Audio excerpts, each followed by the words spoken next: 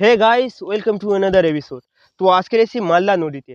আর মালদা নদীতে যাওয়ার আগে এখানে একটা জঙ্গল দেখা পেলাম। সেই জঙ্গলটা হলো এই জঙ্গলটা। এই জঙ্গলটা তোমরা একবার চেক করো ভাই।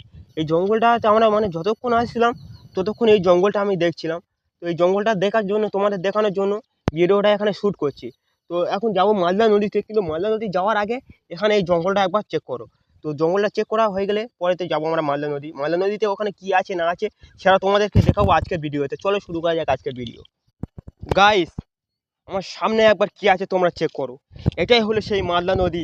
এখান থেকে আমরা দেখছি দূর দূরান্ত থেকে কিছু দেখা যাচ্ছে না। তোমাদের একবার জুম করে দেখাচ্ছি ক্যামেরাতে যদি ধরা পড়ে। তো এখান থেকে আমরা যতটা দেখছি, যে যত দূরে দেখছি যে কিছু দেখা যাচ্ছে না। কেন এতটাই অনেকটাই বড়। যেমন এরকম অনেক বড় বড় সমুদ্র আছে যেটা অনেকটাই বড়। আর এখানে কিছু নৌকা রাখা আছে, দেখতে পারো। এখানে নৌকা, এখানে নৌকা, এখানেও নৌকা।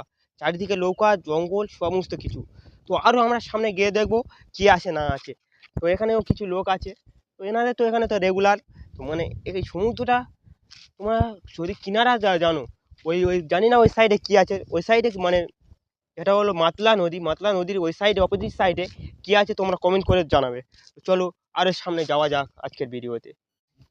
গাইস গাইস, তোমরা একবার চেক করো মাতলা নদীটা। আমরা এখন যাচ্ছি তো অনেক দূরে। তো কতটা আগে এখানে শেষ হয় আমরা দেখবো। তো লম্বা এখন আমরা চলে যেতে থাকবো। তোমরা একবার চারিদিকে ভিউ চেক করতে পারো। এখন আমরা দূর থেকে ভিউটা তোমাদের চেক করাচ্ছি। চলো ঠিক আছে, একটা সিনেমেটিক ক্যাপচার করি। সব থেকে প্রথমে একটা সিনেমেটিক ক্যাপচার হয়ে যাক। গাইস, তোমাদের মাতলা নদী কেমন লাগছে একবার কমেন্ট করে বলবে, জানাবে। যদি ভালো লেগে থাকে তাহলে বলবে। তোমরা আগের ভিডিওতে দেখেছিলে যে মালদা নদীটা কেমন ছিল। আর সুন্দরবন এলাকাটা আমরা সুন্দরবনের ভিতরে আমরা গিয়েছিলাম। সুন্দরবনে কেমন ছিল তোমরা নিশ্চয়ই দেখেছিলে। তো আবারও এটা হলো মালদা নদী। আমি এখানে অনেক দিন ধরে আছি। তো ভাবলাম মালদা নদীতে একবার চেক করে আসি। তোমাদের তো অনেক ভালো লাগে মালদা নদী। মালদা নদী ওই সাইডে কী আছে আমরা জানি না। তো মালদা নদীর কিনারা কত দূরে আমরা সেটা তো বুঝতে পারছি না। চলো যাওয়া যাক মালদা নদীর কিনারা কোথায়, বা ওই অপোজিট সাইডে কিছু আছে কি না এখানকার গ্রামবাসীদের, কোনো কারোর কাছ থেকে জিজ্ঞাসা করে নেবো। চলো গাইস, এতক্ষণ পরে এখানে নদীতে যাওয়ার জন্য একটা রাস্তা খুঁজে পেয়েছি। তো আমরা এখান থেকে দেখছি শূন্য আছে। তোমাদেরকে নিয়ে আমি যাবো এখন এই রাস্তা দিয়ে। কিন্তু এখানে দেখো আছে, এখানে একটা ভাঙা বোট আছে। এটা হয়তো আর এখানে কোনো কাজে লাগবে না, কিন্তু এখান থেকে একটা রাস্তা করা আছে। তো এই রাস্তা দিয়ে আমরা যাবো নদীতে ওখানে।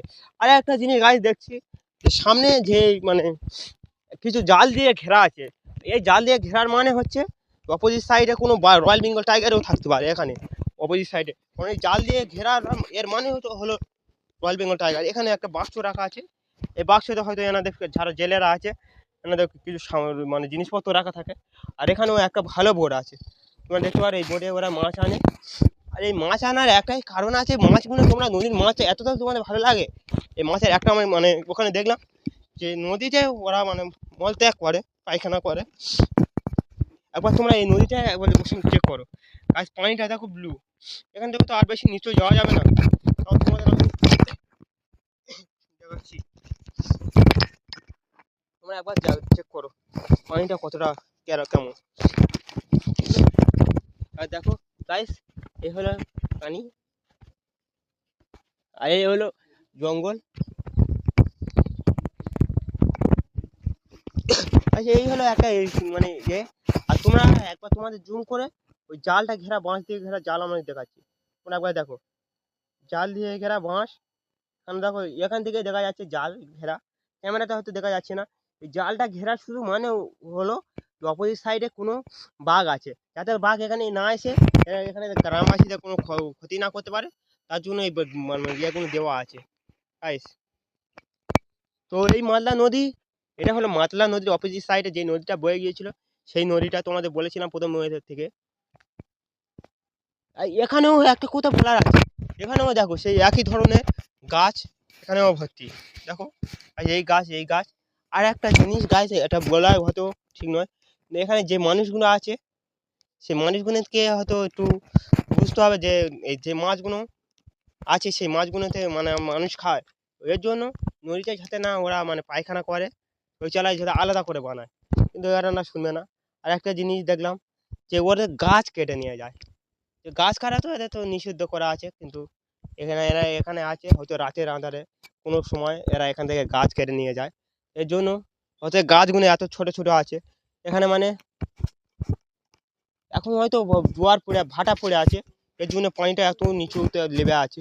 তোমরা একবার চেক করো, এখানে কিছু শুকনো মাছ পড়ে আছে, ওই জন্য মানে এরা এরা হয়তো পছন্দ না, একটু আনতে আনতে হয়তো মরে যায়, তার জন্য আনে না।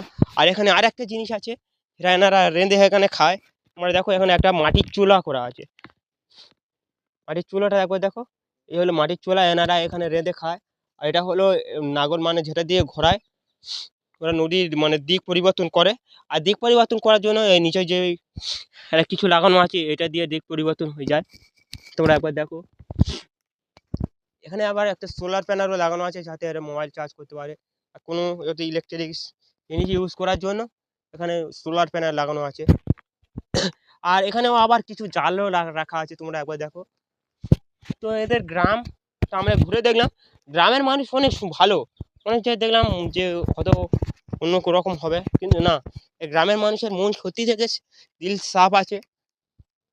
কিন্তু না, অবুঝ আছে এরা। এখানে দেখো, ওরা হয়তো মাটি কেটে এখানে ওনাদের নিজেদের যাওয়ার জন্য রাস্তা করে রেখেছে। তোমরা একবার যা চেক করো, এ হলো নিচু, আর এর থেকে নিচে হলো এই একটা পাড়। এই পাশ দিয়ে আমরা এসেছিলাম, কিন্তু অপোজিট সাইডে আমরা গিয়েছিলাম যেখানে ছিল একটা জেটি ঘাটা, কিন্তু জেটিটা ভাঙা ছিল, তো এই জন্য হলো না ওখানে যাওয়া। আর এখানে যেটা আছে এখন, মানে এখানেও ইলেকট্রিক খুব মানে কম সংখ্যায় থাকে। দেখো 220 লাইন, কারেন্টের মাত্র দুটোই তার। তো এই তারে এরা মানে জীবনযাপন করে। সবে হয়তো এখানে কারেন্ট এসছে, কোন কারণে এখানে তার দেখে, পোস্টার দেখে, সব কিছু দেখে বোঝা যাচ্ছে যে সবাই এখানে কারেন্ট এসছে। তো গাইস, আমরা আবার চলে যাচ্ছি নতুন একটা লোকেশনে। চলো তোমরা সাথে থাকো, ভিডিও ভালো লাগলে চ্যানেলটা সাবস্ক্রাইব করে দিয়ে ভিডিওটা লাইক করে দেবে।